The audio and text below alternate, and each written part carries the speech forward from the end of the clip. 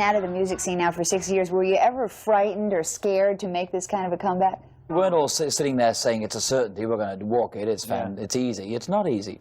And being a good group and being able to come back is not easy. In fact, it's almost impossible. But it wasn't impossible for the Bee Gees. The new album has been out only 2 weeks and already more than 200,000 copies have been sold. And the first single from that album, You Win Again, is already a winner on the charts. We're nearly #1 in every country in the world, including Great Britain.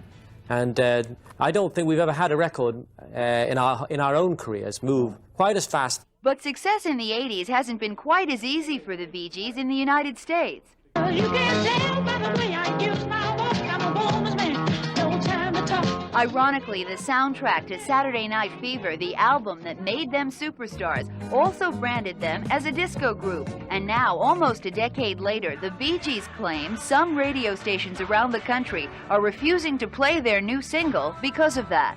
In some stations' opinion in this country, the Bee Gees are not allowed to have a hit because they had a lot of success with Saturday Night Fever. That to me is crap. Let's all grow up. We're just a pop group. We're not a political force. We're just making music. I don't think there's any reason to chalk us off because we existed in the 70s and we would like to exist in the 80s, you know. Does anybody mind if we exist in the 80s? Thank you.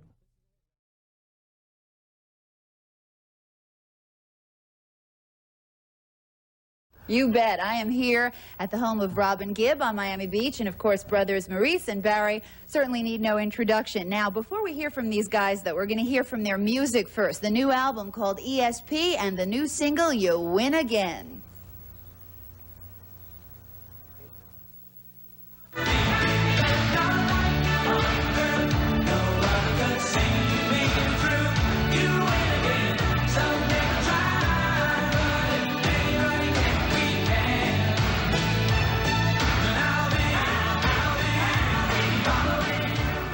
That song is contagious. And I understand you were telling me, Robin, that it's already the #1 song in England today. You know, I am a big fan of you guys, and I want to know where you've been for the last 6 years. Well, we've been writing and producing hit records for other people. We haven't really been anywhere, but we haven't been in the front. Really been anywhere. You've been We've nowhere. been in Twilight Zone. We've actually been very active. We did Islands in the Street, Kenny Rogers, Dolly Parton. We did Diana Ross. We've just been working, writing and producing other people. Was it a conscious decision 6 years ago or somewhere along the line to say, hey, we're not going to be the Bee Gees for a while? Tell me about that, Barry. We decided not to be the Bee Gees for about 5 years, 6 years, based on the fact that we'd been pretty well oversaturated with Fever, and the other album that followed that, Spirits Having Flown, was also a very big album.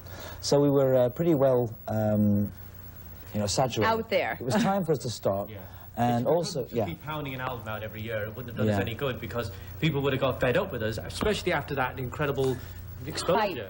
You know, Fever is such an interesting story. It's so fascinating to see an album that can make a group superstars, yet at the same time be a little bit of a backlash. Fever was a disco album, and disco is dead. This business has already shown you that if you have too much success, it tends to punish you for having too much success. It's just but people tend to forget that we were also making records before Fever and had a lot of success.